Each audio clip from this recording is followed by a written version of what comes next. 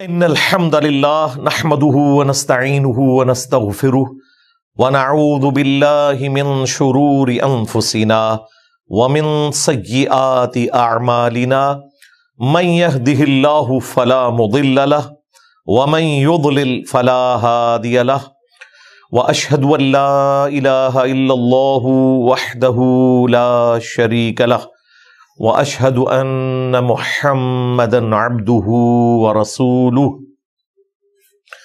اما بعد فان خير الحديث كتاب الله وخير الهدي هدي محمد صلى الله عليه واله وسلم وشر الامور محدثاتها وكل محدثة بدعة وكل بدعة ضلالة وكل ضلالة في النار.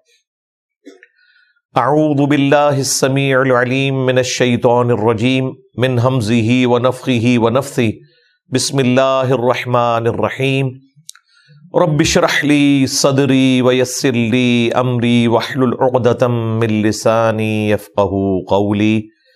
بسم اللہ الرحمن الرحیم ان اللہ وملائکتہ یصلون علی النبی یا ایہا الذین آمنوا صلوا علیہ وسلموا تسلیما. اللہم صل علی محمد وعلی آل محمد کما صلیت علی ابراہیم وعلی آل ابراہیم انک حمید مجید. اللہم بارک علی محمد وعلی آل محمد کما بارکت علی ابراہیم وعلی آل ابراہیم انک حمید مجید. الحمدللہ آج 19 جنوری 2025 کو سنڈے کے دن ہماری یہ قرآن کلاس نمبر 206 کی اسٹوڈیو ریکارڈنگ ہونے جا رہی ہے. آج انشاءاللہ تعالی ہم سورۃ الکہف میں دوسرا اہم ترین واقعہ ڈسکس کریں گے، سیدنا موسیٰ اور سیدنا خضر علیہم السلام کا واقعہ. اس سے پہلے اصحاب الکہف کے واقعے کو ہم نے تفصیل کے ساتھ ڈسکس کیا. آج کا جو واقعہ ہے یہ قرآن حکیم میں چند مشکل مقامات میں سے ایک مقام ہے، کیونکہ دین تصوف کے ماننے والے لوگوں نے اس کو مس یوز کیا ہے اپنے حق میں، اور اپنے بزرگوں کے خلاف شرع واقعات کی پلی انہوں نے اسی سے لی ہے. اور اس میں کوئی شک نہیں کہ یہ بڑا غیر معمولی واقعہ ہے قرآن حکیم کے اندر. اتنا غیر معمولی ہے کہ ہمارے ایک دوست آفس کے کولیگ جو منکرین احادیث سے کافی متاثر تھے اور اکثر وہ اعتراض کرتے تھے بخاری اور مسلم میں آئی ہوئی احادیث کے اوپر، تو میں نے ان کے سامنے یہ بات رکھی کہ اگر سیدنا موسیٰ اور خضر علیہم السلام کا واقعہ بخاری مسلم میں ہوتا تو آپ لوگوں نے اس کا مذاق نہیں اڑانا تھا کہ ایک بچے کی گردن مروڑ دی گئی جو ابھی جوان بھی نہیں ہوا، اس بنیاد پہ کہ اس نے بڑے ہو کر سرکش ہونا تھا. تو انہوں نے کہا کہ بالکل ایمانداری کی بات ہے کہ اگر یہ واقعہ احادیث میں آتا تو ہم نے مذاق اڑانا تھا، لیکن یہ ہماری مجبوری ہے کہ قرآن میں آیا ہوا ہے اور ہم اس کی تعویل کرتے ہیں، اور تعویل بالکل درست ہوتی ہے اس کی. مسئلہ تقدیر سمجھانا اصل میں مقصد تھا اس کا، نہ کہ یہ کہ اس میں سے کوئی تصوف کے ماننے والے اس قسم کے رزلٹ نکالتے کہ جس کی بنیاد کے اوپر خلاف شرع واقعات کو وہ جسٹیفائی کرتے. پیر کے کہنے کے اوپر کوئی مرید اپنے بچے کو قتل کر دے، اس قسم کے واقعات ہمارے معاشرے میں ملتے ہیں. اور کئی ایک خلاف شرع چیزیں وہ کہتے ہیں یہ معرفت کی بات ہے، آپ کو سمجھ نہیں آئی، اور اس میں وہ یہی واقعہ کوٹ کرتے ہیں. حالانکہ اس واقعے سے اللہ تبارک و تعالیٰ نے جو مورل لیسن دینا تھا وہ بالکل ڈیفرنٹ ہے، اس کا کوئی لینا دینا نہیں ہے ان عقائد اور نظریات کے ساتھ جو انہوں نے قرآن حکیم کے اس واقعے کو مس یوز کیا. اس طرح اگر قرآن حکیم کے واقعات کو مس یوز کیا جائے گا تو پھر اس کا بڑا بھیانک نتیجہ نکلے گا. یہ بالکل اس طریقے سے ہے جیسا کوئی سیدنا عیسیٰ علیہ السلام کی معجزانہ پیدائش کو بنیاد بنائے اور کسی بزرگ کے بارے میں کلیم کرنا شروع کر دے کہ اس کا باپ کوئی نہیں ہے، یہ معجزانہ طور پر پیدا ہوا ہے، تو لوگ پھر اسے آؤٹ آف ویڈ لاک شمار کریں گے۔ وہ معجزہ تو صرف سیدنا عیسیٰ علیہ السلام کے حق میں تھا، اسے ایکسٹراپولیٹ کیا ہی نہیں جا سکتا۔ اسی طریقے سے قرآن حکیم میں جو واقعات پیغمبروں سے متعلق ہیں، جو اللہ تعالیٰ کے ڈیوائن فیصلے ایگزیکیوٹ ہوئے ہیں ان کے ذریعے، ان کو آپ ایکسٹراپولیٹ نہیں کر سکتے۔ انہی میں سے ایک واقعہ یہ ہے، موسیٰ اور خضر علیہم السلام۔ یہ لفظ جو ہے وہ اردو میں ہم خضر بول دیتے ہیں، عربی میں یہ لفظ ہے خضر، خا ضاد را۔ خا کے اوپر زبر ہے، ضاد کے نیچے زیر ہے، اور پھر را کے اوپر اسے ہم وقف کر دیں گے۔ عربی زبان میں سبزے کے لیے یہ ورڈ استعمال ہوتا ہے۔ صحیح بخاری میں آتا ہے کہ جہاں وہ پاؤں رکھتے تھے وہاں پر سبزہ اگ آتا تھا، اس وجہ سے ان کا نام خضر مشہور ہے۔ گنبد خضرا، وہ بھی گرین ڈوم کی وجہ سے ہم اسے گنبد خضرا کہتے ہیں۔ موسیٰ علیہ السلام کے ساتھ ان کا جو یہ واقعہ ہے اس کی تفصیل صحیح بخاری اور صحیح مسلم میں آئی ہے۔ کچھ مسنگ لنکس ہیں قرآن کے اندر، وہ بخاری مسلم میں رپورٹ ہوئے ہیں کہ اس کے پیچھے یہ ریزن تھی اور اس معاملے میں یوں ہوا۔ اوورآل واقعہ قرآن پاک بخاری اور مسلم کو جمع کر کے انشاءاللہ میں بیان کر دوں گا۔ جہاں جہاں پورشن احادیث سے متعلق ہوگا میں بتا دوں گا کہ حدیث میں آگے یہ بھی الفاظ موجود ہیں، اس کے پیچھے یہ ریزن تھی۔ قرآن کا مقصد واقعے کو مختصر طور پر بیان کر کے اس سے مورل لیسن حاصل کرنا ہے، اس لیے نٹی گریٹیز اس طریقے سے بیان نہیں ہوتی۔ حضرت خضر علیہ السلام کے بارے میں امت میں مختلف آراء پائی جاتی ہیں۔ سب سے مضبوط رائے یہ ہے کہ وہ اللہ تعالیٰ کے کوئی پیغمبر ہیں یا وہ کوئی فرشتہ ہے یا پھر فرشتوں میں کوئی پیغمبر ہے، کیونکہ اگر وہ پیغمبر نہیں ہے تو ایک غیر پیغمبر ایک پیغمبر کا استاد نہیں ہو سکتا۔ اور قرآن حکیم کا اسلوب بھی یہی بتا رہا ہے کہ وہ ایٹ لیسٹ پیغمبر ہیں جو اللہ تعالیٰ کی طرف سے موسیٰ علیہ السلام کی ٹریننگ کے لیے مامور ہوئے تھے، کیونکہ اس واقعے کے اینڈ پہ جا کر وہ کہتے ہیں کہ یہ میں نے اپنی مرضی سے نہیں کیا بلکہ جو میرے رب نے مجھے حکم دیا تھا اس کے مطابق میں نے کیا ہے۔ یہ دعویٰ یا تو پیغمبر کر سکتا ہے یا کوئی فرشتہ کر سکتا ہے یا دجال کر سکتا ہے۔ دجال اس لیے کہ وہ جھوٹ بول رہا ہوگا، عام انسان یہ دعویٰ نہیں کر سکتا۔ لہذا ڈاکٹر طاہر القادری صاحب کا بار بار یہ دعویٰ کرنا کہ اللہ تعالیٰ نے نبی کو ولی کے پاس سیکھنے کے لیے بھیجا اور اس سے اپنے دین تصوف کے بابوں کو ثابت کرنا، یہ بالکل جرم کے اوپر مبنی ہے۔ میں نے خود ان کی ویڈیو دیکھی، احمد آباد انڈیا میں وہ لیکچر دے رہے تھے، ہزاروں نہیں لاکھوں کا مجمع تھا، اس میں وہ یہ واقعہ بیان کرتے ہوئے کہتے ہیں نبی کو اللہ نے ولی کے پاس بھیجا۔ بالکل جھوٹ، فراڈ۔ ایک طرف یہ عصمت انبیاء کی بات کرتے ہیں، دوسری طرف دین تصوف کے عقائد کو ثابت کرنے کے لیے یہ حضرت موسیٰ علیہ السلام کی توہین سے بھی باز نہیں آئے۔ اور موسیٰ علیہ السلام جو کہ ایک پیغمبر ہے، اولو العزم 5 پیغمبروں میں سے جو سورۃ الاحزاب اور سورہ شورى میں رپورٹ ہوئے، محمد رسول اللہ صلی اللہ علیہ وآلہ وسلم، ابراہیم خلیل اللہ، موسیٰ کلیم اللہ، عیسیٰ روح اللہ اور نوح نجی اللہ علیہم السلام اجمعین، ان کو ایک بزرگ سے علم سیکھنے کے لیے اللہ تعالی کی طرف یہ بات منسوب کر رہے ہیں کہ ولی کے پاس تم جاؤ۔ وہ ولی نہیں تھے، پیغمبر ہی تھے۔ اسی لیے امام بخاری رحمۃ اللہ علیہ نے جب یہ واقعہ نقل کیا ہے تو انہوں نے لکھا ہے قصہ موسیٰ و خضر علیہم السلام، ان دونوں پر اللہ کی سلامتی ہو۔ ورنہ وہ کہتے ہیں کہ موسیٰ علیہ السلام اور خضر رحمہ اللہ تعالی یا رضی اللہ تعالی عنہ، انہوں نے تو اپنا عقیدہ شو کر دیا۔ ان لاجیکل لگتا ہے ویسے بھی اس بات کو ماننا کہ ایک غیر پیغمبر ایک پیغمبر کا استاد ہے، اس حوالے سے کہ اسے اس طرح کے معاملات سکھا رہا ہے۔ فرشتہ تو ہو سکتا ہے، لہذا مولانا مودودی رحمہ اللہ کی رائے درست ہے کہ وہ کوئی فرشتہ تھا یا فرشتوں کا پیغمبر۔ باقی یہ جو پبلک میں مشہور ہے کہ ان کی پانیوں کے اوپر حکومت ہے اور وہ آج تک زندہ ہے، یہ بالکل فراڈ ہے، جھوٹ کے اوپر مبنی ہے، ایسی کوئی بات نہیں ہے۔ صحیح مسلم میں ایک حدیث کے اینڈ پر آیا جس کی پلی بعض لوگوں نے لی،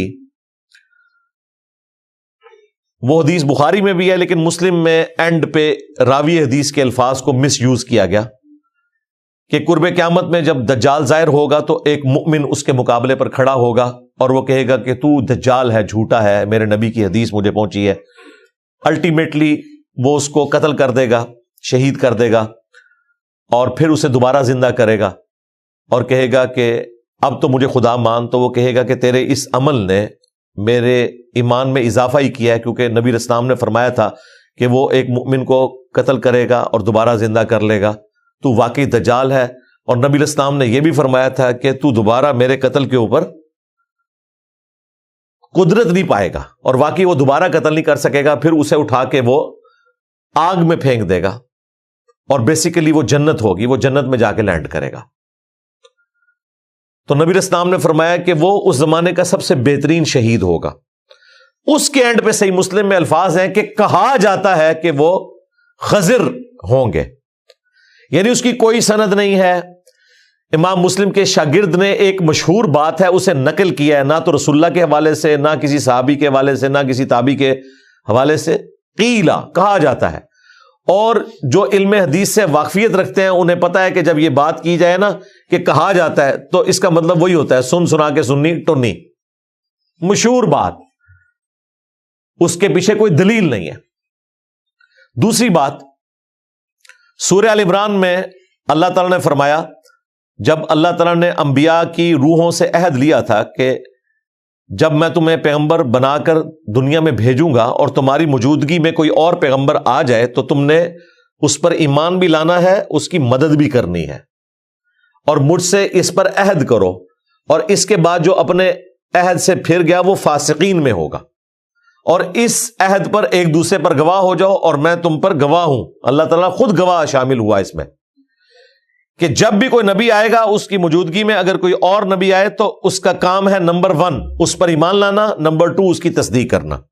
اس کی پریکٹیکل مثال حضرت یحییٰ علیہ السلام ہے۔ انہوں نے حضرت عیسیٰ علیہ السلام کے پیغمبر ہونے کی تصدیق کی، روح اللہ ہونے کی تصدیق کی، اور ایک زمانے میں ہیں دونوں۔ تو انبیاء کے اوپر یہ فرض ہے، واجب ہے کہ وہ دوسرے نبی کی تصدیق کریں، اور اس کو اللہ تعالیٰ نے اس حوالے سے ہمارے نبی کے حق میں معجزہ بنایا کہ شب معراج صحیح مسلم میں آتا ہے کہ تمام انبیاء کو جمع کیا، اور بیت المقدس میں آپ صلی اللہ علیہ وآلہ وسلم نے تمام انبیاء کی امامت فرمائی، حضرت جبرائیل علیہ السلام نے آپ کو امامت پر فائز کیا۔ تو باقی تمام انبیاء نے بھی نبی علیہ السلام پر ایمان کا اظہار کر دیا، آپ کی امامت کو مان لیا، اسی لیے ہم آپ کو امام الانبیاء کہتے ہیں صلی اللہ علیہ وآلہ وسلم۔ اب سورہ آل عمران میں واضح ہے کہ جب کوئی نبی آئے گا تم نے ایمان بھی لے کر آنا ہے۔ یہ ویسے جنرل بات تھی، صرف نبی علیہ السلام کے کیس میں نہیں، تمام انبیاء کے کیس میں، کہ ایک نبی کی موجودگی میں دوسرا نبی آئے تو چونکہ دعوت کامن ہے تو ایک دوسرے کی تصدیق کرنی ہے، ایمان بھی لے کر آنا ہے، ادروائز تم فاسق ہو جاؤ گے۔ انبیاء تو فاسق ہو ہی نہیں سکتے، یہ for the sake of argument ہے کہ تمہاری نبوت فارغ ہو جائے گی اگر تم نے دوسرے نبی کی تصدیق نہ کی، ایسا ہوگا نہیں، لیکن یہ بات سمجھانے کے لیے تھی۔ اور اس آیت کی حقانیت اس حوالے سے ظاہر ہوئی کہ جو لوگ یہ کلیم کرتے ہیں کہ حضرت خضر علیہ السلام ایک پیغمبر ہیں اور وہ ابھی تک زندہ ہیں اور صوفیاء کو ملتے ہیں، بیسیکلی تو شیطان ہے جو انسانی شکل میں ان کو ملتا ہے، اور وہ سمجھتے ہیں کہ حضرت خضر مل رہے ہیں، اسی لیے ان میں سے کسی کو توفیق نہیں ہوئی کبھی لا حول ولا قوت الا باللہ پڑھتے تو ان کا وہ جعلی خضر غائب ہو جاتا۔ بالکل جھوٹ ہے۔ اس کی وجہ یہ ہے کہ اگر خضر علیہ السلام زندہ ہوتے تو ان پر واجب تھا کہ نبی علیہ السلام کی اعلانیہ تصدیق کرتے، اور قرآن میں صرف تصدیق کا ذکر نہیں تھا، مدد بھی کرنی تھی. یعنی غزوہ بدر، احد، خندق میں حضرت خضر علیہ السلام کو نبی علیہ السلام کے شانہ بشانہ لڑنا چاہیے تھا. بخاری مسلم میں یہاں تک آیا کہ حضرت جبرائیل علیہ السلام، میکائیل علیہ السلام بھی غزوہ بدر میں شامل ہوئے ہیں. اگر خضر علیہ السلام پیغمبر تھے تو وہ شامل ہوتے نہیں ہوئے. اس کا مطلب ہے کہ مودودی صاحب والی بات درست ہے کہ وہ ایک فرشتہ ہے.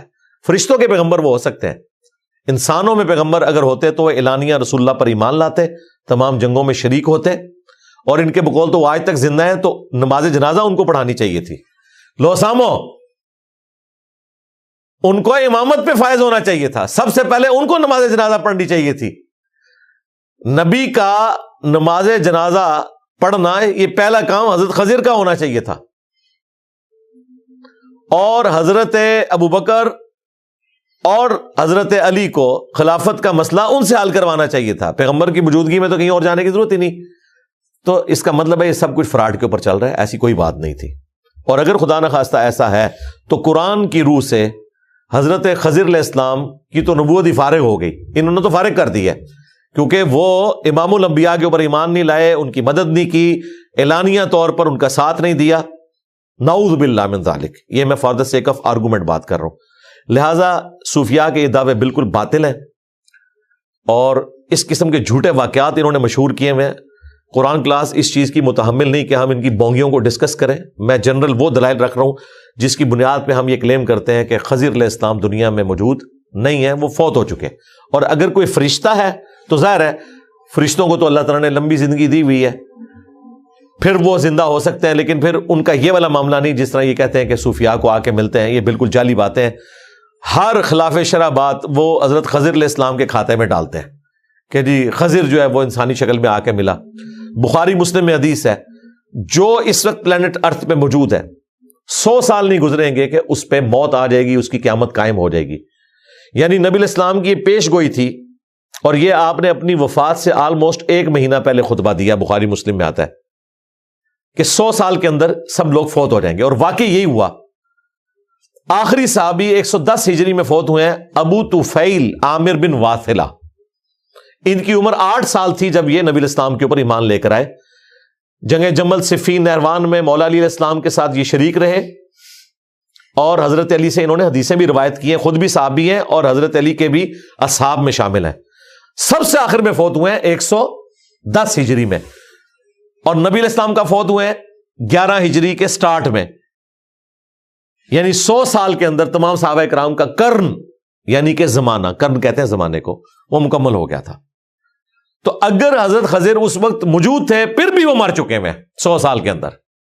یعنی اگر یہ کہنا کہ وہ ذرا شرما گئے تھے نعوذ باللہ من ذالک، یا وہ سامنے نہیں آنا چاہتے تھے، تب بھی نبی علیہ السلام نے جب کہا کہ 100 سال تک جو اس وقت دنیا میں موجود ہے وہ زندہ نہیں رہے گا، مراد یہ کہ وہ فوت ہو چکے ہیں. یہ میں نے سارے وہ دلائل رکھے جو محدثین صوفیاء کے اس نظریے کے اگینسٹ رکھتے ہیں کہ یہ آپ نے بالکل فراڈ مچایا ہوا ہے کہ خضر جو ہے وہ انسانی شکل میں آ کے ملتا ہے ان کو، اور اس قسم کے معاملات وہ ان کے ساتھ لے کے چلتا ہے. وہ عجیب و غریب قسم کی چیزیں ان کی طرف منسوب کرتے ہیں، اور بیسیکلی انہوں نے یہ ایک پرسنالٹی ایسی ڈیوائز کی ہے جس کے ذریعے یہ صوفیاء کی اوٹ پٹانگ چیزوں کی جسٹیفیکیشن تلاش کرتے ہیں، اور کہتے ہیں یہ حضرت خضر نے وظیفہ دیا، فلاں جگہ خضر ملے اور یہ آئے. اور وہ اکثر ملتے بھی پانیوں کے اوپر ہیں، کیونکہ انہوں نے کہیں قرآن سے پڑھ لیا کہ پانی کے مقام کے اوپر موسیٰ علیہ السلام سے ملاقات ہوئی تھی. انہوں نے کہا بس پانی لب گیا ہوں دریا میں تے حضرت خضر ملن کے سانو. ٹھیک ہے، تو کوئی ایک ٹانگ کے اوپر چلا کاٹتا ہے دریا میں کھڑا ہو کے، اور کوئی پوری زندگی جو ہے وہ دریا کے کنارے خیمہ لگا کے گزار دیتا ہے کہ کہیں حضرت خضر سے ملاقات ہو جائے. بالکل یہ جعلی اور فراڈ کے اوپر مبنی باتیں ہیں، اور لوگ اپنی طرف سے منسوب کرتے رہتے ہیں، پانیوں کے اوپر حکومت بتاتے ہیں.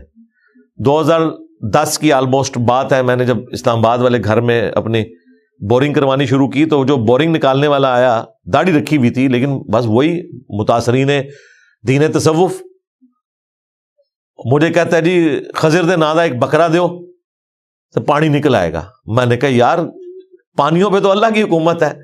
نہیں جی بابا خضر دی ڈیوٹی لگی ہے پانی ہوتا ہے. میں کہا کسی بابے دی ڈیوٹی نہیں یار، وہ بابے اسی مار دیتے جنہاں دی ڈیوٹیاں سن، جعلی بابے تھے نا، کوئی ہے ہی نہیں. تو اس ایریے میں آلموسٹ 80 فیٹ کے اوپر نا پانی کی سیم آنا شروع ہو جاتی تھی، جو اس چیز کی انڈیکیشن ہوتی تھی کہ 120 130 کے اوپر جا کے پانی نکل آئے گا۔ میرا اس نے جب بور نکالنا شروع کیا تو مجھے پہلے پوچھتے ہیں جی بور کہاں نکالے، میں نے کہا یار یہ اس جگہ پہ، چونکہ میں نے اپنے پائپ اس کے حساب سے فٹ کرائے تو اس جگہ پہ نکال دو۔ اس نے کہا جی ایک مائی اور صاحب لاندی ہے، وہ صاحب لوا لو کیونکہ ادھر پانی کسی طرح نہیں نکلتا اس طرح۔ اور میں کہا تو کاٹے تھے۔ اچھا وہی بات ہوئی، آلموسٹ کوئی 200 فٹ تک اس نے کھودا، اور اس کھودنے کے دوران کم از کم 5 دفعہ پتھر بھی آیا بیچ میں۔ اور اسلام آباد میں پتھر آ جائے تو آپ وہ جیلم والا پتھر نہ سمجھیں، جیلم میں تو 20 فٹ پہ پانی نکل آتا ہے، وہ بڑی بڑی چٹانیں آتی ہیں، اور وہ چٹان توڑنے کے لیے بعض اوقات 8 10 دن تک مشین چلتی ہے، روزانہ کا اتنا 1.5 یا 2 انچ تک وہ صرف پتھر ٹوٹتا ہے۔ تو وہ پتھر بھی ٹوٹا، اس کے باوجود پانی کی سیم تک نہیں آئی۔ وہ کہنا جی میں تو پہلے کہ ایسی پانی نہیں نکلے گا۔ میں کہ تو کھود۔ اس نے کہا جی میرا تو ٹھیکہ پورا ہو گیا آپ سے، 40,000 روپے کا جو ٹھیکہ تھا، اب فی دن میں 1500 روپے چارج کروں گا۔ ظاہر ہے وہ ڈیزل کا خرچہ ہوتا ہے، یہ وہاں کا ایک طریقہ کار ہے کہ اگر اتنی گہرائی میں پانی نہ نکلے۔ پھر اس نے کھودنا شروع کیا۔ اللہ کا شکر ہے کہ ایک دن صبح خود ہی اس کی کال آ گئی۔ حالانکہ ایک دن مجھے پہلے کہہ رہا تھا کہ مائی گرو صاحب لگاؤ، وہ پانی جیڑی ہے نا دم کر کے دے گی، تسی ایک بار سٹو اندر سے پانی نکل آئے گا۔ وہ پانی نکل آنا سی مائی تو بغیر بھی۔ مجھے صبح 7 بجے، میں ابھی آفس بھی نہیں گیا تھا، تو مجھے فون آیا کہ جی وہ پانی نکلا ہے، اور اتنا پانی، وہ کہتا ہے 50 فٹ پانی نکلا ہے اچانک۔ کہتا ہے میں نے جب آج صبح آگے پہلی بوکی ماری ہے نا تو پتھر ٹوٹا ہے، وہ 50 فٹ پانی اوپر رائز کر رہا ہے۔ وہ بیسیکلی جو نیچے دریا بہتے ہیں ان میں سے پانی نکلا۔ جس طرح آپ گوشت میں اگر سوئی مارے نا تو خون تھوڑا سا نکلتا ہے، لیکن اگر کسی آپ رگ کے اوپر جا کے مار دیں جو وینز ہیں تو ایک دم فوارہ پھوٹتا ہے۔ تو اس طرح زمین میں بھی رگیں ہوتی ہیں، اور وہ پانی خشک نہیں ہوتا۔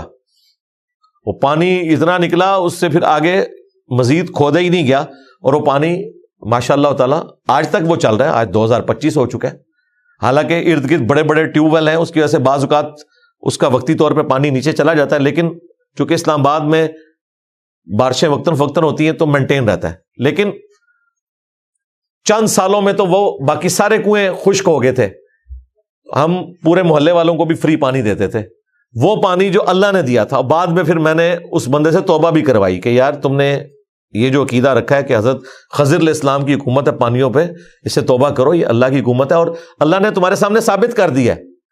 میرا تو بالکل نہیں نکلنا چاہیے تھا، میں تو تمہارے اس سو کالڈ خضر کا گستاخ تھا، جو شیطان ہے بیسیکلی۔ جو اوریجنل خضر ہے وہ تو اللہ کے پاس جا چکے، یا وہ کوئی فرشتہ ہے، اس کا اس معاملے کے ساتھ کوئی لینا دینا ہی نہیں ہے۔ یہ میں نے مختصراً چند چیزیں عرض کر دی۔ اب اس واقعے کی طرف آ جائیں، موسیٰ اور خضر علیہ السلام کا واقعہ۔ میں اس کو جلدی جلدی کور کروں گا آیات کے ساتھ ساتھ، اور مسنگ لنک انشاءاللہ اسی میں کور کر دوں گا، صحیح بخاری اور صحیح مسلم کی روشنی میں۔ بخاری مسلم میں اس کا کانٹیکسٹ بھی بیان ہوا ہے کہ یہ واقعہ پیش کیوں آیا، قرآن میں اس کا کانٹیکسٹ نہیں ہے۔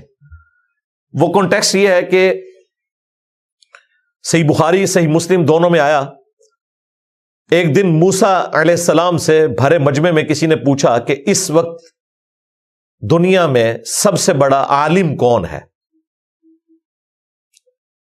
تو موسیٰ علیہ السلام نے کہا کہ سب سے بڑا عالم میں ہوں۔ جواب بالکل درست تھا، وقت کے پیغمبر سے بڑھ کر کوئی عالم نہیں ہو سکتا، لیکن ایک پیغمبر کے شان شان نہیں تھا۔ پیغمبر سے اللہ تعالیٰ یہ ایکسپیکٹ کرتا ہے کہ سب سے پہلے اللہ کا ذکر کیا جائے۔ جس طرح نبی علیہ السلام سے بھی جب سوال ہوا آپ انشاءاللہ کہنا بھول گئے تو 15 دن تک وہی نازل نہیں ہوئی۔ پھر قرآن میں آیا سورۃ الکہف میں جو پہلے گزر چکا کہ کبھی یہ نہ کہو کہ میں کل یہ کام کروں گا مگر انشاءاللہ۔ حالانکہ پیغمبر تو ہر وقت اللہ کی یاد میں ہوتا ہے، پیغمبر کی زبان سے اگر یہ الفاظ نہ بھی نکلے تو انڈرسٹوڈ ہے کہ پیغمبر تو انشاءاللہ ہی کہہ رہا ہوگا، لیکن اللہ تعالیٰ کہتا ہے کہ میرا نام ذکر کرنا ہے۔ یہ پروٹوکول ہے ایک پیغمبر کے لیے کہ وہ اپنے رب کو کبھی بھی نہ بھولے، زبان سے اس کا اظہار کرے۔ تو موسیٰ علیہ السلام کی یہ بات اللہ تعالیٰ کو ناپسند آئی. موسیٰ علیہ السلام سے اللہ تعالیٰ نے فرمایا، وحی کی کہ فلاں جگہ پر تم جانا جہاں دو دریا ملتے ہیں، تو وہاں تمہاری ملاقات ہمارے ایک ایسے بندے سے ہوگی جس کو ہم نے ایسا علم سکھایا جو تمہیں نہیں سکھایا. یعنی ہماری مخلوقات میں تو ایسے ایسے لوگ ہیں کہ ان کے پاس ہمارا دیا ہوا ایسا علم ہے جو تمہارے پاس نہیں ہے. مراد اس سے ایک تو موسیٰ علیہ السلام کو سکھانا تھا، ان کو پتا چل جائے کہ مخلوق میں بھی ایسے لوگ موجود ہیں، پلس اس کے ذریعے مسئلہ تقدیر سمجھانا تھا کہ بظاہر کچھ ایسے واقعات انسان کی زندگی میں ہوتے ہیں جس سے انسان ٹوٹ پھوٹ کا شکار ہو جاتا ہے، لیکن اس کو اپنے دماغ پہ سوار نہیں کرنا، اس کے اندر تمہارے لیے خیر چھپا ہوا ہوتا ہے at the end of the day.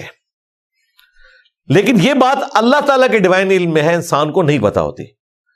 موسیٰ اور خضر علیہ السلام کے واقعے سے مقصد مسئلہ تقدیر سمجھانا تھا. مقصد یہ نہیں تھا کہ خلاف شرع کوئی کام کیا جائے، اور اس میں کوئی خلاف شرع کام نہیں ہوا، کیونکہ اللہ تبارک و تعالیٰ نے ایک فرشتے کے ذریعے یا ایک پیغمبر کے ذریعے اپنی جو تکوینی امور ہیں وہ پورے کروائے ہیں جو نارمل زندگی میں ہو رہے ہیں، لیکن اس طریقے سے ہمیں فزیکلی ہوتے ہوئے نظر نہیں آتے کہ کوئی بندہ انٹروین کر رہا ہو، اس لیے وہ تھوڑا عجیب واقعہ ضرور ہے.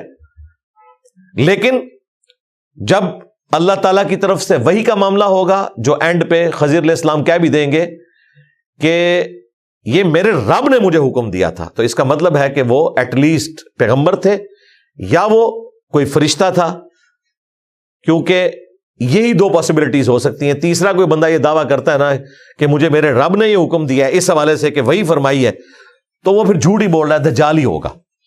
تو یقیناً یا وہ فرشتہ تھا یا وہ پیغمبر. اور اس میں اللہ تعالیٰ نے ایک لفظ استعمال کیا ہے، وَعَلَّمْنَاهُ مِن لَّدُنَّا عِلْمًا، آگے چل کر کہ اس کو ہم نے اپنی طرف سے خاص علم عطا فرمایا تھا. یہی ہے علم لدنی، یہ لفظ انہوں نے یہاں سے نکالا ہے، اور وہ کہتے ہیں ہمارے بزرگوں کے پاس علم لدنی ہوتا ہے. علم لدنی یہ ہوتا ہے کہ نہ ان کو غسل کا طریقہ پتا ہوتا ہے، نہ انہیں وضو کا طریقہ پتا ہوتا ہے، نہ ان کے کپڑے صاف ہوتے ہیں، نہ انہوں نے کبھی کنگھی کی ہوئی ہوتی ہے، ہر وقت جوئیں ہوتی ہیں ان کے بالوں میں، کئی لوگوں نے تو کپڑے بھی نہیں پہنے ہوتے، وہ اس کو علم لدنی بتا رہے ہوتے ہیں. یہ کوئی علم لدنی نہیں، یہ بالکل فراڈ ہے. یہ علم لدنی پیغمبر کے ساتھ خاص ہے یا فرشتہ، اور کوئی تیسرا یہ کلیم کر ہی نہیں سکتا کہ اس کے پاس علم لدنی والا معاملہ ہے. اور اس میں بظاہر جو خلاف شرع واقعات نظر بھی آ رہے ہیں وہ مسئلہ تقدیر سے متعلق ہیں، اور ان کی ایکسپلینیشن انشاءاللہ میں ساتھ ساتھ کر دوں گا. اب وہ واقعہ ہم سٹارٹ کرتے ہیں. آیت نمبر 60 سے آنورڈ یہ سٹارٹ ہوتا ہے. اعوذ باللہ من الشیطان الرجیم، بسم اللہ الرحمن الرحیم. وَإِذْ قَالَ مُوسَىٰ لِفَتَاهُ، اور یاد کرو وہ وقت جب موسیٰ علیہ السلام نے اپنے نوجوان ساتھی سے کہا. یہ نوجوان ساتھی تھے جوشوا، بخاری مسلم میں ہے، یوشع ابن نون. اس وقت صحابی تھے، لیکن بعد میں اللہ تعالیٰ نے انہیں نبی بھی بنا دیا، اور یہ خلیفہ اول بنے موسیٰ علیہ السلام کے، کیونکہ ہارون علیہ السلام موسیٰ علیہ السلام کی زندگی میں فوت ہو گئے تھے صحرائے سینا کے 39 سالوں میں.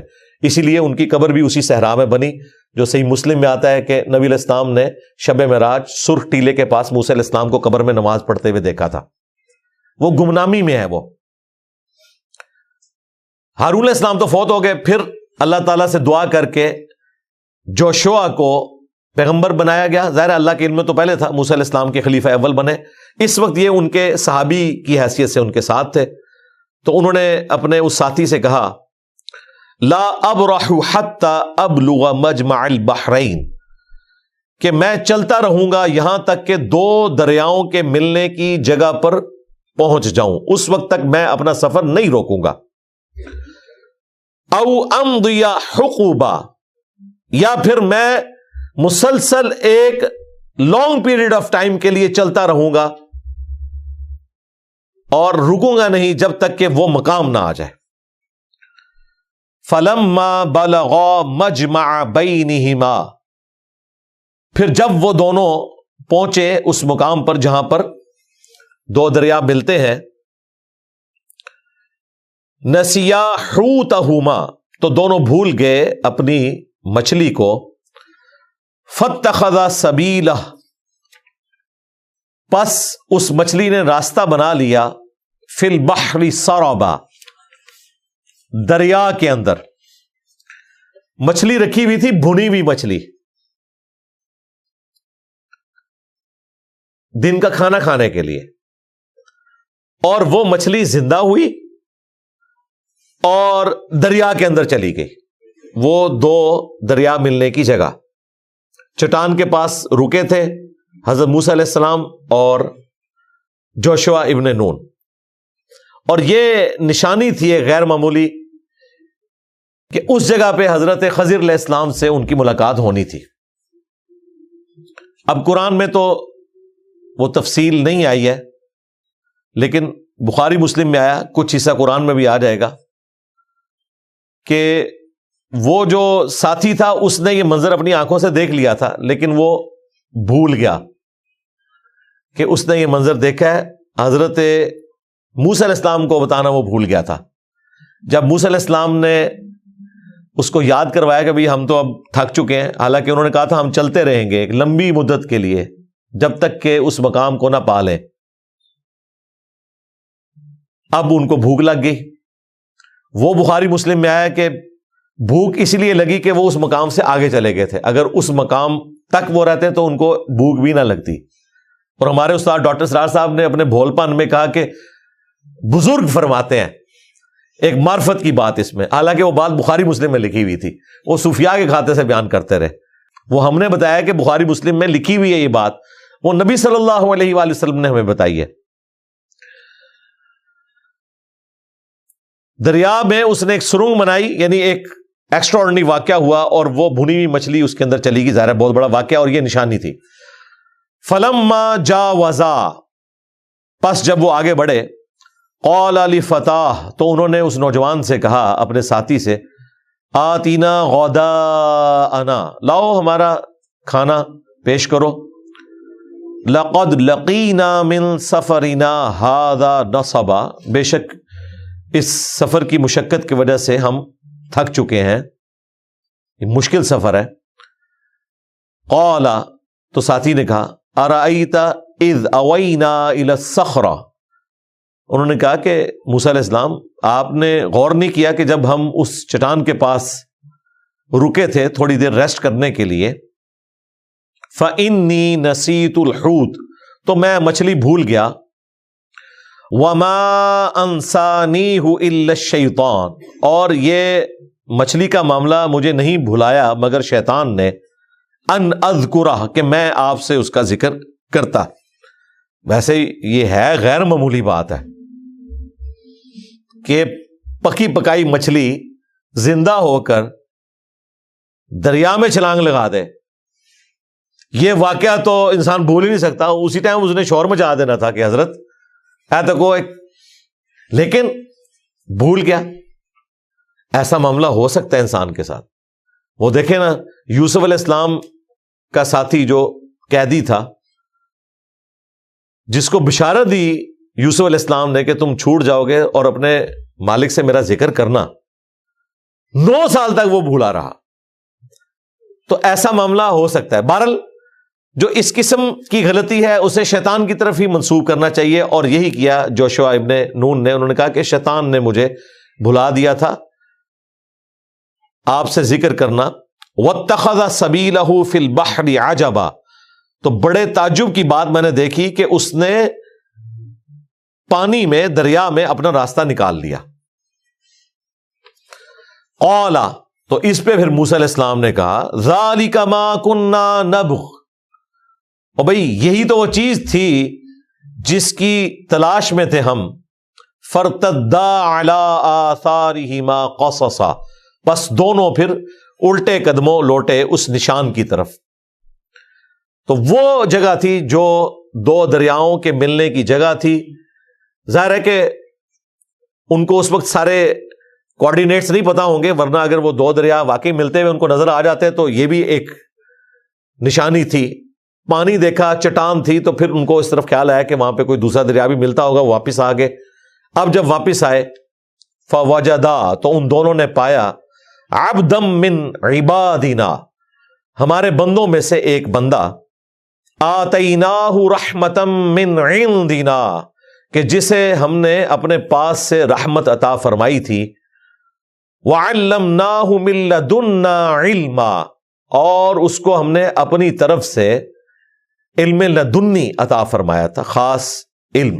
یہی ہے جس کو سفیان نے علم لدنی اپنے بابوں کی طرف منسوب کرنا شروع کر دیا۔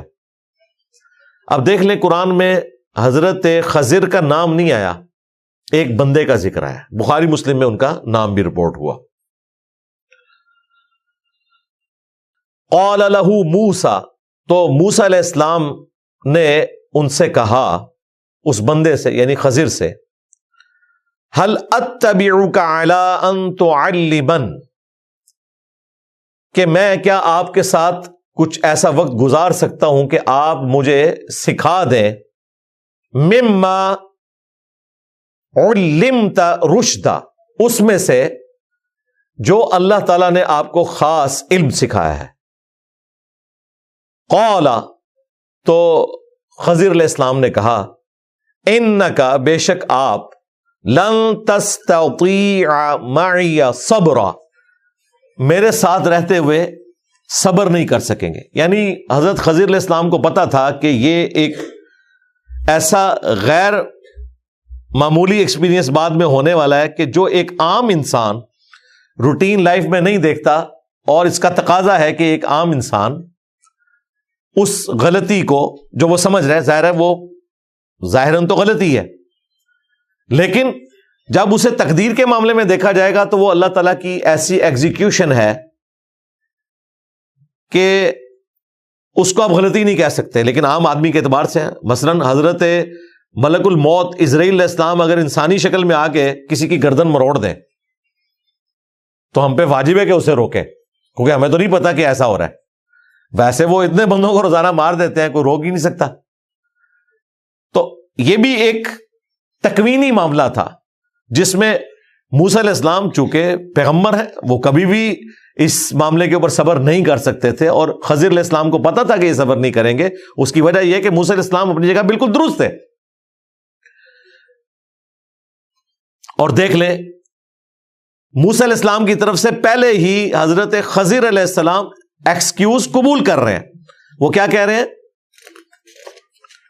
وَكَيْفَ تَصْبِرُ عَلَى مَا لَمْ تُحِطْ بِهِ خُبْرًا، وہ کہتے ہیں تم اس معاملے میں صبر کیسے کر سکتے ہو جس کے معاملے میں تمہیں خبر ہی نہیں ہے؟ یعنی یہ وہ معاملہ ہے جو تمہارے ایکسپیرینس میں نہیں ہے، تو لہذا تمہارا صبر نہ کرنا اور اس ایکسپیرینس کے اوپر بولنا یہ جسٹیفائی ہے۔ اب دیکھیں موسیٰ علیہ السلام کیا کہتے ہیں، قال ستجدنی ان شاء اللہ صابرا، تو موسیٰ علیہ السلام نے کہا کہ عنقریب انشاءاللہ آپ مجھے صابر ہی پائیں گے۔ اب دیکھیں موسیٰ علیہ السلام نے انشاءاللہ بھی کہا ہے، لیکن انشاءاللہ کی ایگزیکیوشن بالکل درست ہوئی ہے۔ ایک انسان کو بظاہر خلاف شرع واقعات کے اوپر اسی طریقے سے بولنا چاہیے۔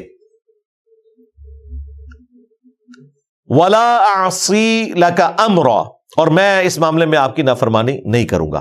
موسیٰ علیہ السلام کو گمان بھی نہیں تھا کہ آخر ایسے کون سے ایکسپیرینس مجھے کروائے جائیں گے کہ میں اس پہ صبر نہ کر سکوں۔ ان کا انشاءاللہ میں صبر کروں گا اور آپ مجھے ثابت قدم پائیں گے، آپ بے فکر رہیں۔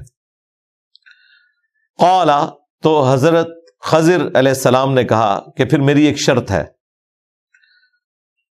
فَإِنِ اتَّبَعْتَنِي، اگر آپ میرے ساتھ رہنا چاہتے ہیں، فَلَا تَسْأَلْنِي عَنْ شَيْءٍ، تو آپ نے مجھ سے پھر سوال کوئی نہیں کرنا کسی معاملے میں، حَتَّى أُحْدِثَ لَكَ مِنْهُ ذِكْرًا، یہاں تک کہ اس بات کا ذکر میں خود سے آپ سے نہ کر دوں۔ اگر کوئی آپ مجھ سے ایسا واقعہ دیکھیں جو خلاف روٹین ہے تو آپ نے صبر ہی کرنا ہے۔ اب وہ صبر کر بھی سکتے تھے، ظاہر ہے اللہ تعالیٰ کی طرف سے ایک فرشتہ آیا یا پیغمبر آیا، یہ پاسبل تھا۔ میں بڑا خوش ہوں کہ موسیٰ علیہ السلام نے صبر نہیں کیا، اس حوالے سے کہ ایک ایمان والے شخص کو بظاہر اس طرح کے اعمال کے اوپر اسی طریقے سے ریئیکٹ کرنا چاہیے. البتہ بخاری مسلم میں آیا کہ نبی علیہ السلام کہتے ہیں کاش موسیٰ علیہ السلام صبر کرتے تو ہمیں اور باتیں بھی پتہ چل جاتی. اب وہ اینگل اور ہے سوچنے کا, یہ اینگل اور ہے سوچنے کا.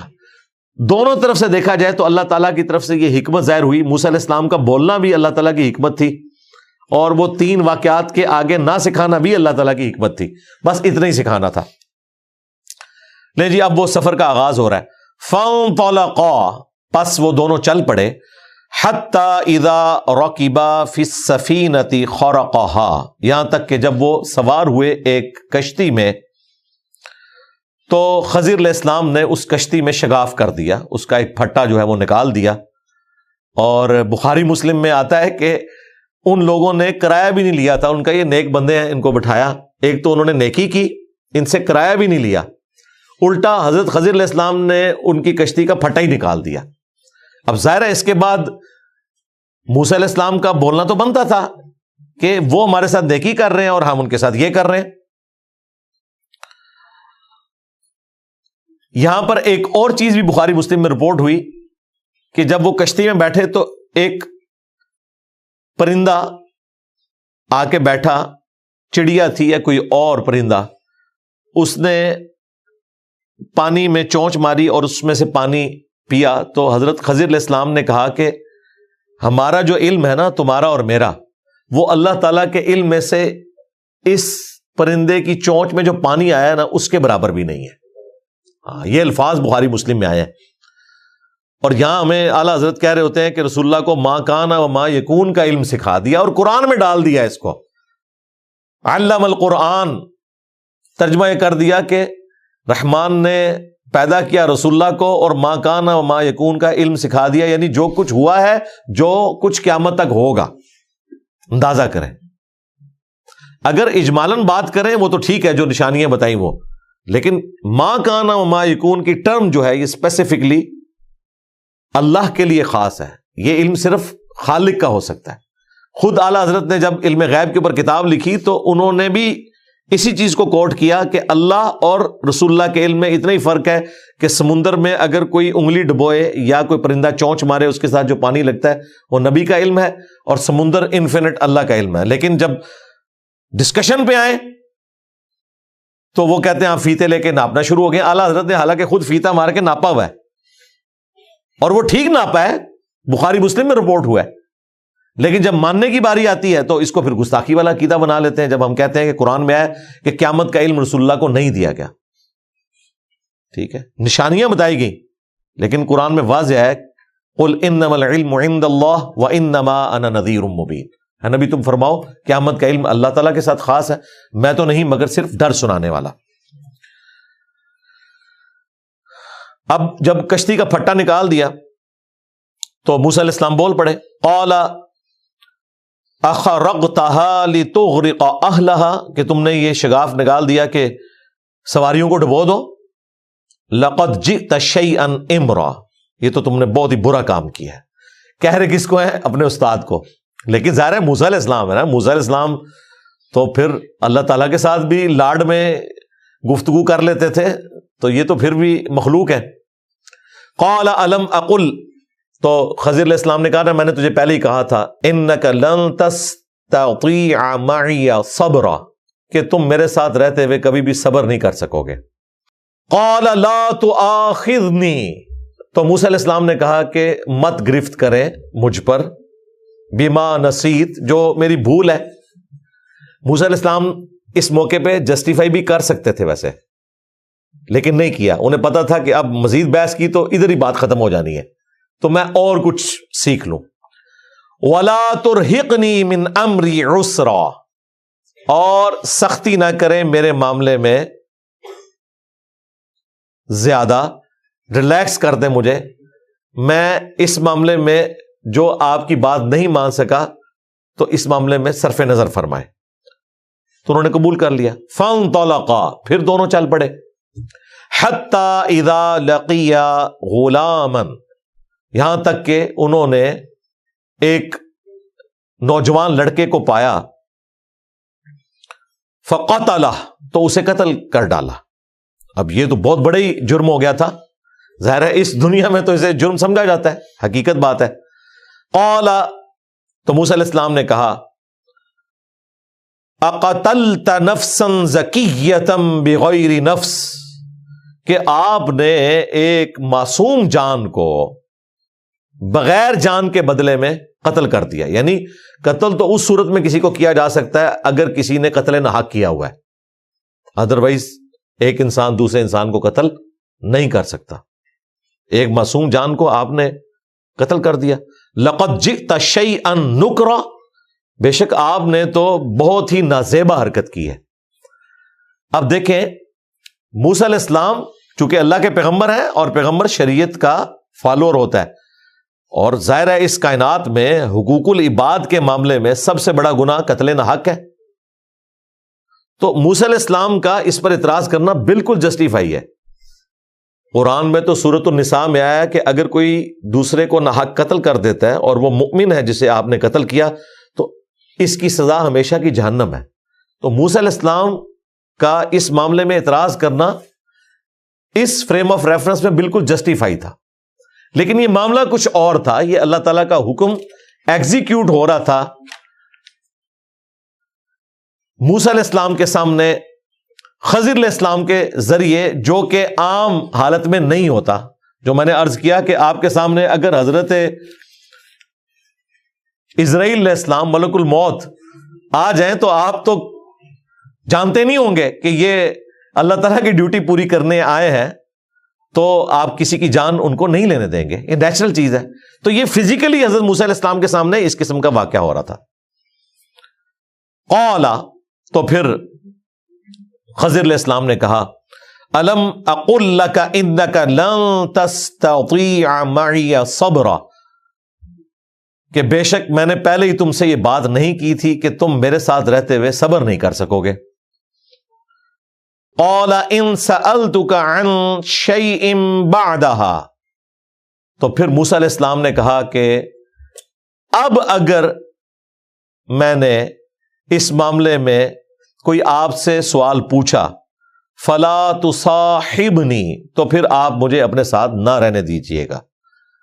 ویسے اگر یہ بات وہ خود نہ کرتے تو عین ممکن ہے کہ ایک اور چانس بھی لگ جاتا، لیکن چونکہ اب انہوں نے خود کہہ دیا تھا کہ بس یہ مجھے آخری چانس دے دیں، اس کے بعد اگر میں بولوں تو آپ نے بے شک مجھے الگ کر دینا ہے۔ قد بلغت من لدنی عذرا، تو بے شک اگر اس کے بعد آپ مجھے اپنے سے الگ کر دیں گے تو اس معاملے میں آپ معذور ہوں گے، میرا ہی قصور ہوگا اگر میں دوبارہ سے اس طرح سوال پوچھوں، تو آپ کا عذر قبول ہوگا، آپ بالکل جسٹیفائی ہوں گے مجھے الگ کرنے میں۔ فانطلقا، پھر تیسری بار وہ چل پڑے دونوں، حتی اذا اتیا اہل قریہ، یہاں تک کہ وہ ایک گاؤں میں پہنچے، گاؤں والوں کے پاس۔ قریۃ استطعما اہلہا، تو انہوں نے ان گاؤں والوں سے کھانا طلب کیا، اور ظاہر ہے مسافر بول کے بھی کھانا مانگ سکتا تھا۔ آج بھی ٹریڈیشن ہے کہ آپ اگر کسی ایسی جگہ پہ گئے ہیں جہاں پہ آپ کے پاس کوئی چیز نہیں ہے اور آپ مسافر ہیں تو لوگ مسافروں کو کھانا کھلا دیتے ہیں، سرائے بھی موجود ہوتی تھی۔ فَأَبَوْا، اب وہ کوئی کنجوس قسم کے لوگ تھے تو انہوں نے انکار کر دیا۔ أَن يُضَيِّفُوهُمَا، ان دونوں کی میزبانی کرنے سے انہوں نے انکار کر دیا، بجائے یہ کہ مہمان کو اللہ کی رحمت سمجھتے انہوں نے ان کی میزبانی کرنے سے انکار کر دیا۔ فَوَجَدَا فِيهَا جِدَارًا، تو ان دونوں نے اس گاؤں میں دیوار دیکھی۔ اچھا دیکھیں یہ سارے تسنیہ کے سیغے چل رہے ہیں، فانطلقا، وہ دونوں چل پڑے، ان دونوں نے، اس کا مطلب یہ ہے کہ حضرت جوشوا ابن نون وہ اس سفر میں ان کے ساتھ نہیں تھے، لہذا اگر کوئی سینئر بندہ کبھی کسی جونیئر کو یہ کہے کہ آپ یہاں پہ رکو، آپ کا یہ کام نہیں ہے، میں نے آگے جانا ہے، تو اس پہ کسی کو برا نہیں ماننا چاہیے، ورنہ وہ اگر ضد کر کے بیٹھ دیتے کہ حضرت اتنے عرصے سے میں آپ کے ساتھ چل رہا ہوں، ٹھیک ہے، میری جوتیاں گھس گئیں، اور اب جب بیٹھنے کی باری آئی ہے ایک بڑے لیول کے بندے کے ساتھ اور آپ نے مجھے وہاں سے الگ کر دیا، تو یہ گلا شکوہ نہیں بنتا.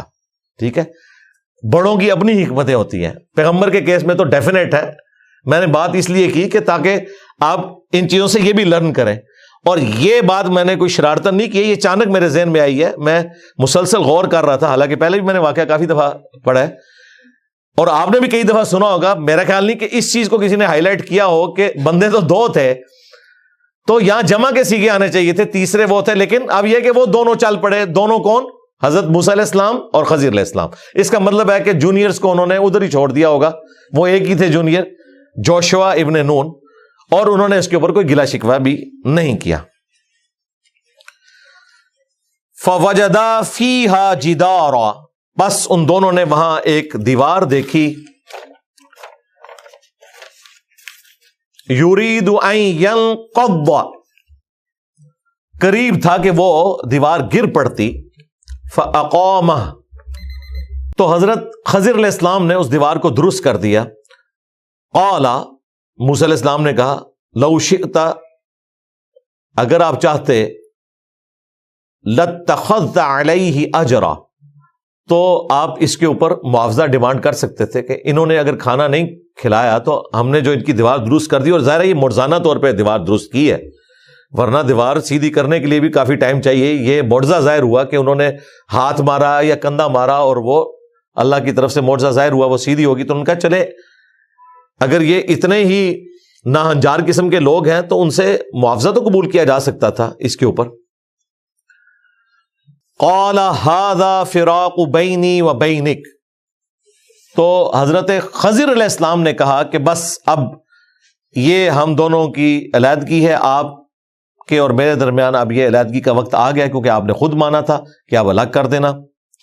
لیکن انہوں نے ان اٹینڈنٹ نہیں چھوڑا. انہوں نے کہا سأنبئک، میں ضرور آگاہ کر دوں گا آپ کو، بتأویل، ان باتوں کی تعویل، ما لم تستطع علیہ صبرا، ان معاملات میں جس پہ آپ صبر نہیں کر سکے.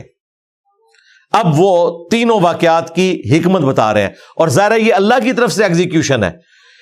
اس کو آج کوئی اس طریقے سے ایکسٹراپولیٹ نہیں کر سکتا، ورنہ تو لوگ دوسروں کو قتل کرنا شروع کر دیں گے، قانون ہاتھ میں لیں گے. یہ معاملہ ہی بالکل ڈفرنٹ تھا، یہ مسئلہ تقدیر تھا.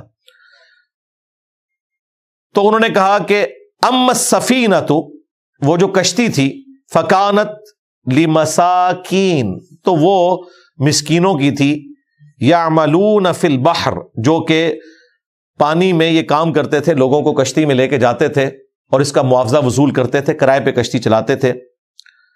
فَأَرَدْتُ أَنْ أَعِيبَهَا، تو میں نے ارادہ کیا کہ میں اسے عیب والا کر دوں. عیب والا کیوں کر دوں؟ وہ پھٹا کیوں نکال دیا؟ اس کی ریزن بتائی. وَكَانَ وَرَاءَهُمْ مَلِك، کیونکہ دریا کے دوسری طرف ایک بادشاہ تھا. يَأْخُذُ كُلَّ سَفِينَةٍ غَصْبًا، وہ تمام کشتیوں کو زبردستی ہتھیار رہا تھا. بادشاہوں کے کام ویسے یہی ہوتے ہیں، لوگوں سے زبردستی کرنا. تو عیب والا اس لیے کر دیا کہ اس وقت اس کا پھٹا ہوا نکلا دیکھے گا تو بادشاہ وہ کشتی چھوڑ دے گا، بعد میں مرمت ہو جائے گی، لیکن اگر کشتی جاتی رہی تو ان کی تو روزی روٹی اس کے ساتھ وابستہ ہے. مراد یہ کہ اس شر کے اندر یہ خیر چھپی ہوئی تھی جو سورۃ البقرہ میں آیا کہ بس اوقات کسی چیز سے تم کراہت محسوس کرتے ہو، اس میں تمہارے لیے خیر ہوتی ہے، اور بعض اوقات کسی چیز کو تم محبوب رکھ رہے ہوتے ہو، اس میں تمہارے لیے شر چھپا ہوتا ہے. ہم بھی ہوتے تو ہم یہی سمجھتے. تو اس سے مسئلہ تقدیر سمجھایا جا رہا ہے کہ بظاہر اگر کوئی اللہ کی طرف سے تکلیف آتی ہے تو ان دا لانگ ٹرم آپ یہ عقیدہ رکھیں کہ آپ کے حق میں یہ بہتر ہے. جس طرح کہ ان کو نہیں پتا تھا کہ ان کے حق میں یہ بہتر ہے، اس وقت تو ہو سکتا ہے انہوں نے دل میں کہا بھی ہو کہ ان سے کرایہ بھی نہیں لیا، جو بخاری مسلم میں آیا کہ کرایہ بھی نہیں لیا تھا اور انہوں نے ہمارے ساتھ یہ کیا. لیکن ان کو بہرحال اس وقت پتا چل گیا ہوگا کہ جب بادشاہ نے ان کی کشتی چھوڑ دی تو انہوں نے اس وقت یہ کہا ہوگا کہ شکر ہے کہ اس نے یہ حرکت کی تھی. یہ بات پھر بھی نہیں پتا چلی ہوگی کہ وہ اللہ کے کہنے پہ کی ہوئی ہے، اللہ نے حالات و واقعات ایسے بنائے ہیں. اس کیس میں تو حضرت خضر کر رہے تھے نا، لیکن پریکٹیکل فیلڈ میں یہ بھی ہو سکتا ہے کہ کشتی جا کے کسی پتھر کو لگ جائے یا بیٹھتے ہوئے اس کا کوئی پھٹا ڈیمیج ہو جائے، کوئی اس طرح کا معاملہ. یہاں تو وہ بندہ سامنے آ گیا نا، جس طرح کہ اگلا جو واقعہ وہ تو انتہائی حیران کن ہے. وَأَمَّا الْغُلَامُ، اور جو لڑکا تھا، فَكَانَ أَبَوَاهُ مُؤْمِنَيْنِ، تو اس کے ماں باپ جو ہیں وہ مؤمن ہیں. فَخَشِينَا، پس ہمیں خدشہ ہوا، ڈر ہوا، أَن يُرْهِقَهُمَا طُغْيَانًا وَكُفْرًا، کہ اس بچے کی وجہ سے وہ ماں باپ اللہ کی نافرمانی اور کفر پر اتر آئیں گے. یعنی جوانی کی عمر کو پہنچے اور وہ ادھر بھی ہوتا ہے، رو رو کے بیٹا ڈیمانڈ کرتے ہیں اور بیٹا ماں باپ کو ذلیل کروا کے رکھ دیتا ہے، نشے میں پڑ جاتا ہے، سارا سامان بیچ دیتا ہے، بہنوں کا حصہ بھی کھا جاتا ہے. پھر ماں باپ کہتے ہیں کہ اللہ تعالیٰ اسے واپس ہی لے لے. اس طرح بھی ہو جاتا ہے. تو موسیٰ علیہ السلام سے حضرت خضر علیہ السلام نے فرمایا کہ ہمیں ڈر ہوا کہ یہ اپنے ماں باپ کو طغیانی میں مبتلا کر دے گا، کفر میں. فَأَرَدْنَا، تو ہم نے یہ ارادہ کیا، أَن يُبْدِلَهُمَا رَبُّهُمَا خَيْرًا مِّنْ، کہ اللہ تبارک و تعالیٰ اس کے بدلے میں ان دونوں یعنی کہ اس کے ماں باپ کو بہتر دے گا. خَيْرًا مِّنْهُ زَكَاةً وَأَقْرَبَ رُحْمًا، جو بہتر ہو اس سے پاکیزگی میں اور ماں باپ کے لیے مہربان بھی ہو. دو واقعات پورے ہو گئے، ان کی حکمت بتا دی، مسئلہ تقدیر سمجھا دیا. تیسرا، وَأَمَّا الْجِدَارُ، رہا معاملہ اس دیوار کا، فَكَانَ لِغُلَامَيْنِ يَتِيمَيْنِ فِي الْمَدِينَةِ، تو وہ دو یتیم بچوں کی تھی جو کہ شہر میں رہتے تھے. یتیم یعنی کہ ان کا باپ فوت ہو چکا ہے. وَكَانَ تَحْتَهُ كَنْزٌ، اور اس دیوار کے نیچے ان کا خزانہ تھا، باپ نے دفنا دیا ہوگا. لَهُمَا، ان دونوں کے لیے. وَكَانَ أَبُوهُمَا صَالِحًا، جبکہ ان کا والد ایک نیک انسان تھا. تو اللہ تعالیٰ کی طرف سے غیبی مدد آئی کہ اس نے، اس زمانے میں بینک تو نہیں ہوتے تھے، اس دیوار کے نیچے جو دولت دبائی ہوئی تھی ان کے لیے، وہ پہلے ایکسپوز ہو جانی تھی. وہ چھوٹے بچے تھے تو لوگ ہتھیار لیتے، تو اللہ تعالیٰ نے میرے ذریعے وہ دیوار سیدھی کروا دی تاکہ جب وہ جوان ہوں تو اس وقت وہ اس میں سے دولت حاصل کر لیں گے. اس کے لیے بھی اللہ تعالیٰ کوئی اسباب پیدا کر دیتا ہے. ہاں، یہ اللہ تعالیٰ کے کام ہے. بہرحال اس وقت اس کے پیچھے یہ حکمت تھی. فَأَرَادَ رَبُّكَ، اب یہ وہ بات آ گئی، پس ارادہ کیا تمہارے رب نے. پہلے تو وہ کہتے رہے کہ ہمیں ڈر لگا، ہمیں یہ ہوا. اب انہوں نے آخری واقعے کے اوپر بول دیا کہ میں نے اپنی مرضی سے نہیں کیا. ارادہ کیا تمہارے رب نے، أَن يَبْلُغَا أَشُدَّهُمَا، کہ وہ دونوں بچے اپنی جوانی کی عمر کو پہنچ جائیں.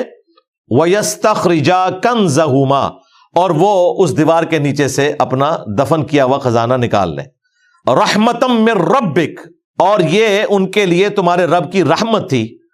وَمَا فَعَلْتُهُ عَنْ أَمْرِي، اور یہ سب کچھ میں نے اپنی مرضی سے نہیں کیا.